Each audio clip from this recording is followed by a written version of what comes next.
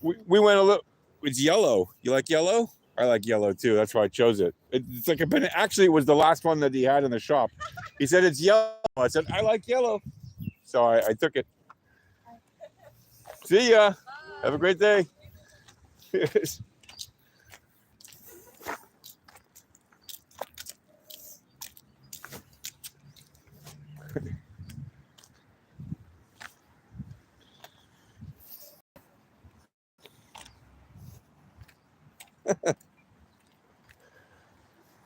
Hello, people.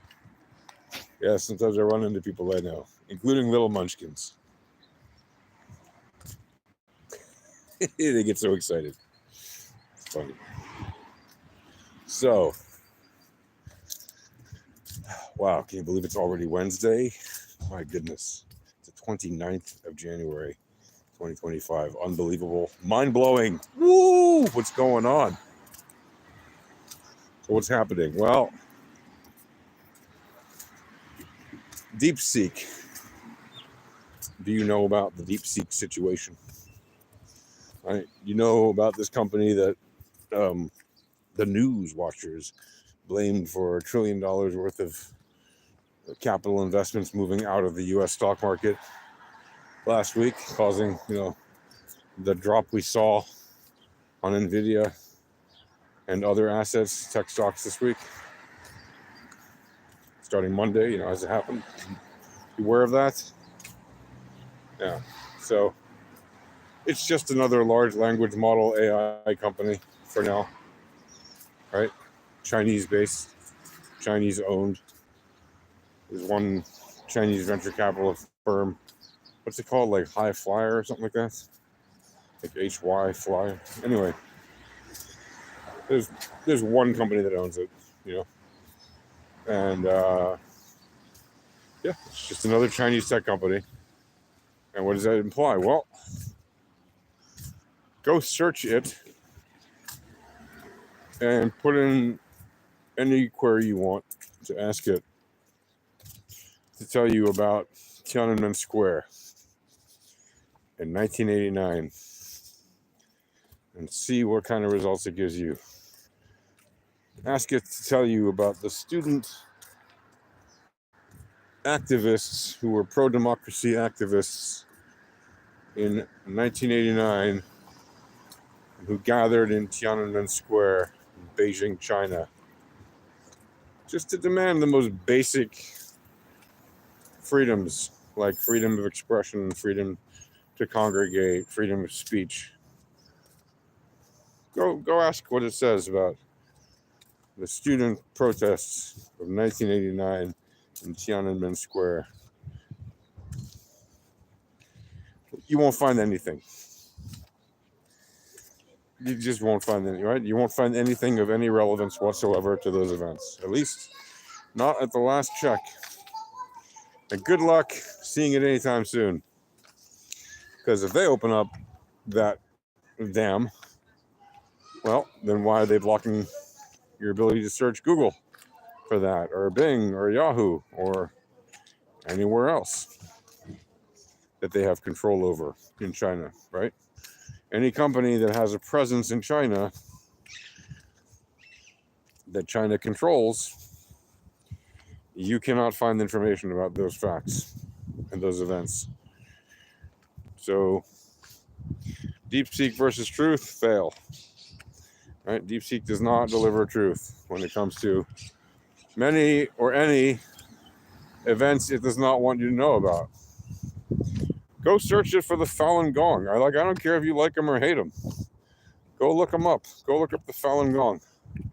Some people say they're a cult. Some people say they're a religion. Some people say they're crazy. Some people say they just want to have practice in peace. I don't care if you like them or hate them or think they have terrible people or whatever. Go look them up, right? I live here in Israel, right? We have a lot of enemies all around us. Do you think that we censor information about our enemies? Right? Like anything that isn't like seriously putting people at risk if it leaks out, like a active terrorist, operation that the army knows about? No. Once the operations are over, whatever's published stays in the public eye forever, man. This is a very open place when it comes to information, right? Sure, there's plenty of secrets, just like there are in any country. Understandable, but something like a mass public demonstration, no, that wouldn't fly here. And this is a country that's perpetually in a state of war, unfortunately. Hopefully that will end one day. But it has been perpetually in some kind of a state of war since its reestablishment in 1948. Right? We've never had technically peace with Syria, which is one of our direct neighbors. We've never technically had peace with Lebanon, which is technically one of, it's one of our direct neighbors. Not technically, it's one of our direct neighbors, right? And we don't have peace with, a few million people who would like to have their own land and call it Palestine, right here in the heart of our own country, right? And in Gaza, which also, by the way, in case you don't know, has had a very strong and significant Jewish presence for 2,000 years until Jews willingly removed themselves from there in 2005 in a unilateral withdrawal, disengagement, literally, that's what it was called, right? In order to give the Palestinians there a place where they could demonstrate that they're worthy of autonomy and sovereignty over their own land, that they could demonstrate it to the whole world, not just to Israel. Or like Israel was saying, no, you do what we say, or or else you fail. No, we were saying very clearly, listen, have your own land now. Make of it what you will. Do good things. Hopefully, we hope that you will do good things and prosper, and all that. And we weren't hiding any secrets about that in our press. We weren't hiding any information about the goings on over there in our media. Not at all. In fact, some of the most popular media in Israel is virulently anti-government, extreme left-wing. Even if there's a left-wing government in office, like Haaretz is way more left-wing than even the most left-wing government Israel has ever elected, like by far, right? The publisher is an anti-Zionist. Like he's not a Zionist at all. He's really like an anti-Zionist, right? And most of his reporters and columnists, they're also very, very left-wing, or at least they report and write for that newspaper from a very, very left-wing perspective. Whether they personally believe that or not, well, hey, who knows what people's actual motivations are, right? You can't assume that, because anybody could be saying anything and thinking another thing in their heart, right? But as a society, Israel is very open. Like America, right? It has freedom of speech, very open, like UK. Effectively has freedom of speech, right? It has, yes, there are some controls in the UK more than you have in the US, obviously. The US is kind of like the example to the world of freedom of speech, but so is Israel, right? Both countries have amazing freedom of speech. Like I'm here in Israel, pretty much I can say whatever I want. Now you can point to me to an example where some professor was arrested for saying something that he shouldn't have been arrested for it, okay? He was criticizing the government in the early days of this recent war. You could always point to an example, right? In any situation. Oh, there's an outlier example. Yeah, there's always going to be extreme examples. But it's not a systemic problem, right? Like in China, it's a systemic problem. In North Korea, it's a systemic problem. These countries do not want people to have actual freedom of expression, right? So censorship is a very easy way to maintain that, because you literally control what people are actually allowed to access, the information allowed to access. If they don't even know about it, you got to think, what's the average age of people in China? I see your comment there, by the way. Where are you from? You're what? Japanese? Hey, Japanese. Hello, Japan. You also have great freedom of speech in Japan. I know that. That's amazing. In Japan, what you can say, the freedoms you have. I'm in Israel, man, or woman, whatever you are. I am in northern Israel. And Japan is awesome. So yay. Hello, friend.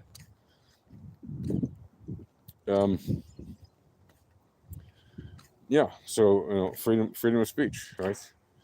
In modern democratic countries, and even not modern ones that have been around for a long time as democratic countries, right? It's the basis for ensuring that the marketplace of ideas is unbridled and really is the cornerstone for allowing the entire society to flourish in a free and beautiful way, as opposed to in a controlled way that inevitably will be corrupted. Because when you have that kind of ultimate power in a government, it will ultimately be corrupt. There's no question about it. Right? If you let any government have so much power that it can control your thoughts like that much, worse than capitalist media outlets where they have very strong agenda from one platform to another. They actually control what you can and cannot access in China, right, or North Korea or other places like that. They actually control what you can and cannot access. Now, look, you may live in America or in Japan or in the UK or in Finland or wherever, and be like, oh man, our cable television news shows and our regular television news shows and our newspapers and our radio shows, they all suck because they all give us very agenda-driven stuff. Okay, maybe, but you still have the freedom to go and use tools and resources if you have access to them, right? As long as you have access to them, and you do in those societies, you can have access to them, right? To search things like Google or whatever you want, right? Yahoo, Bing, OpenAI, right? Anything, Gemini, whatever, or Facebook or Meta or whatever, and actually get answers that are not going to block out entire historical events. Now, there's a caveat to that, and I will give you the caveat. Gemini and ChatGPT, but mostly Gemini, but also a little bit ChatGPT. Gemini has been censoring information around certain specific events temporarily. For example, in the run-up to the 2024 elections, they would not give you information about the candidates, right? Pretty much. They would block information, saying, "No, it's about an election. I can't, I'll give you answers about it. It's sensitive," which is ridiculous because politics is politics. So no system is perfect, but some are better than others. And the fact that we could criticize Gemini for failing to give answers for that, and that we had alternative options to find information, all right, from other sources, right, in the societies, is a demonstration of why it's not at all the same and not comparable, right, to what happens in China, right? But China has real censorship where you try searching anywhere in China on any internet point in China for anything about Tiananmen Square in 1989, you're not going to get results about those demonstrations, right? You try searching for, Pol Pot from the killing fields, right? You're going to find very, very twisted information. Or you try searching about North Vietnam, what happened in North Vietnam during the Vietnam War, you're going to find very, very censored information in places like China, right? Or Vietnam, frankly. Or North Korea, right? Try searching what happened in North Korea during the Korean War. When you're in North Korea, good luck. You're going to find very twisted results, right? Because they don't want you to know those things. And these are historical events. These are not like things currently happening that if they allow people to search for it, it might trigger more violence or something like that. No, these are things that happened decades and decades ago. Right? People should be aware of them, to not be ignorant buffoons. Like if you ever meet somebody who's just come to visit a Western country and they come from like China or something, and they're not, at least like in their late 40s, they probably have, or in their mid 40s at least, and they were super smart back then, when they were little kids, they probably have no idea what Tiananmen Square what the events at Tiananmen Square were at all, right? And even if then, like, they would have only heard about it through somebody who knew somebody who was there. And you might think, well, the whole world knew about Tiananmen Square. Yeah, but in 1989, right, even though the internet technically existed, the average person in China did not have the internet. And even the average person in America wasn't using it, right? Yeah, there were some people using it. We were using AOL and Prodigy and CompuServe and the internet in 1989, but it was rare, right? Talking like it was hundreds of thousands of people or a couple million people. It wasn't hundreds of millions or billions of people, right? So it was rare. Most people still got their information from TV, newspapers, and radio, like on a daily basis, right? And word of mouth, obviously. Those were the four main ways you got information in 1989, in case you don't remember. Right? TV, radio, newspaper, and word of mouth. Telephone, conversations, at work, in person, whatever. Right? That's how it was. And then the internet was added to that. That changed everything, obviously. What changed it? Well, internet gave us significantly more information, instantly available. But so DeepSeek is a deep fake when it comes to information.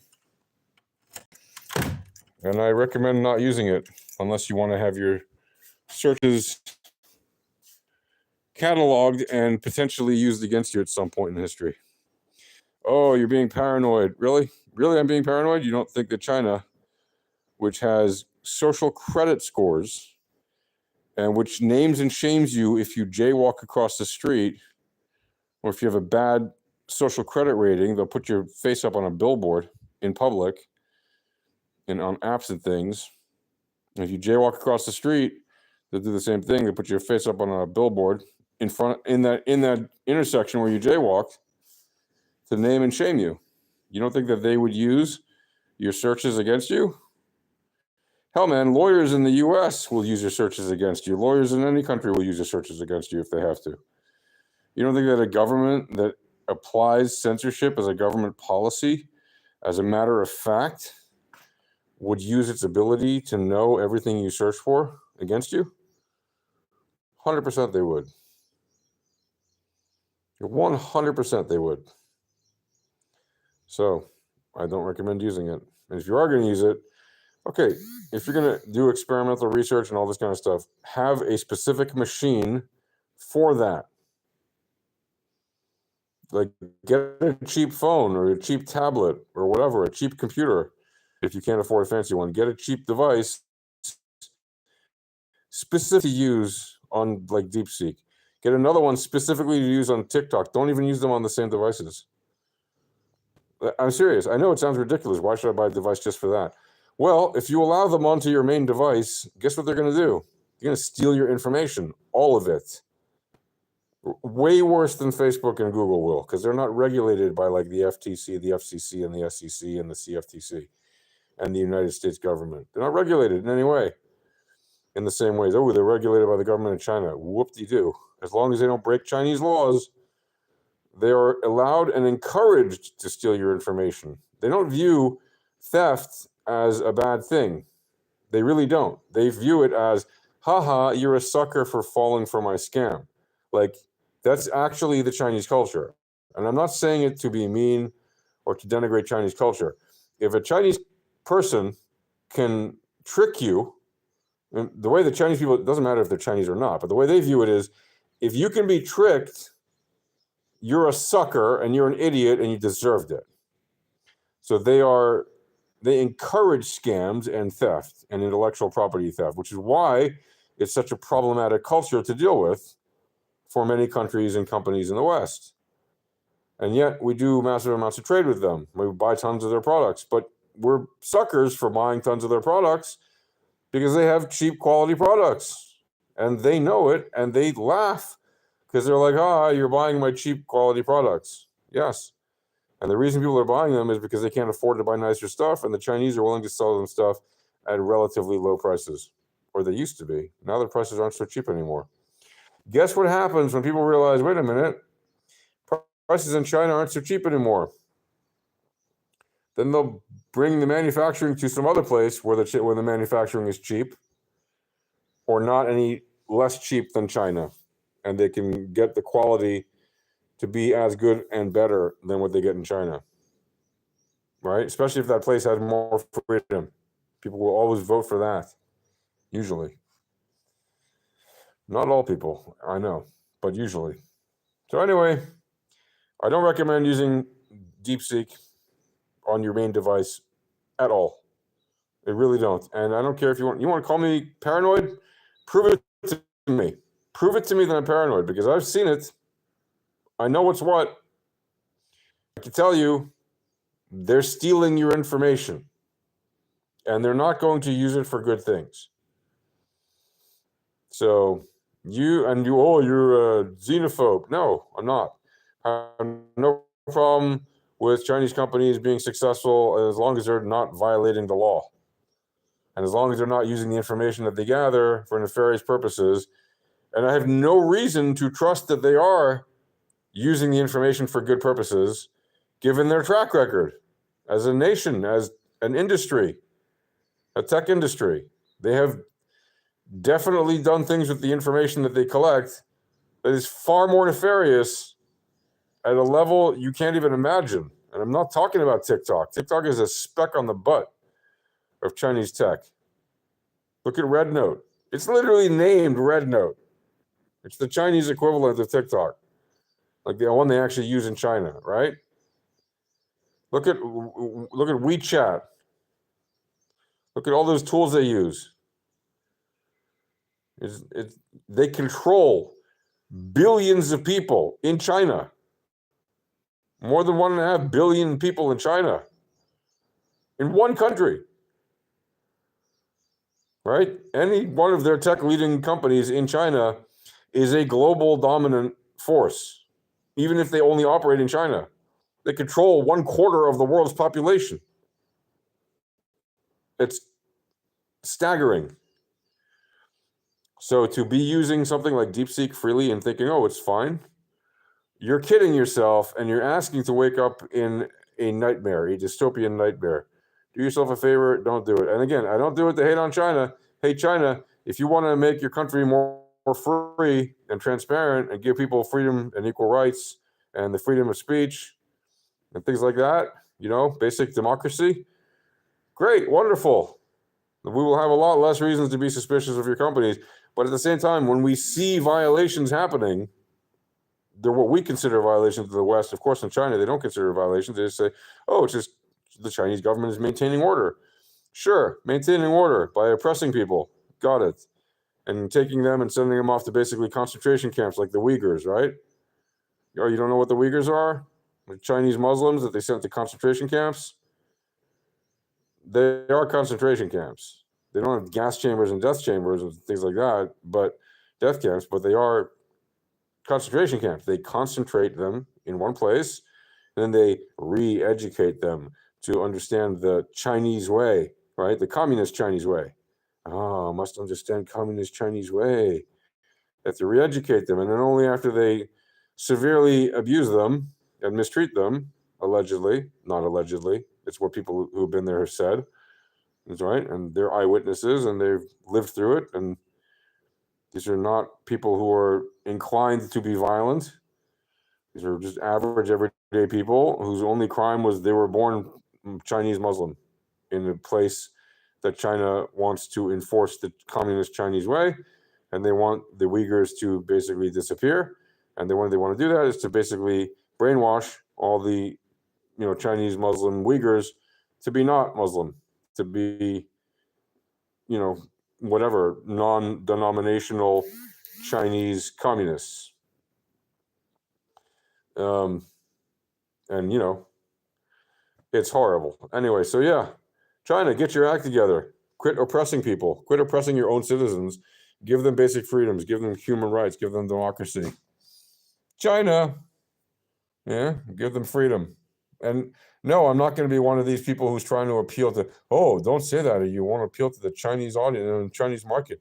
China's government could kiss my ass. I'm not visiting China anytime soon by choice. Right? I could care less to go to China. Oh, you don't want to go visit China? No, I don't want to go visit China. Why the hell would I? Why would I want to go to a place that doesn't respect human rights or democracy or freedom?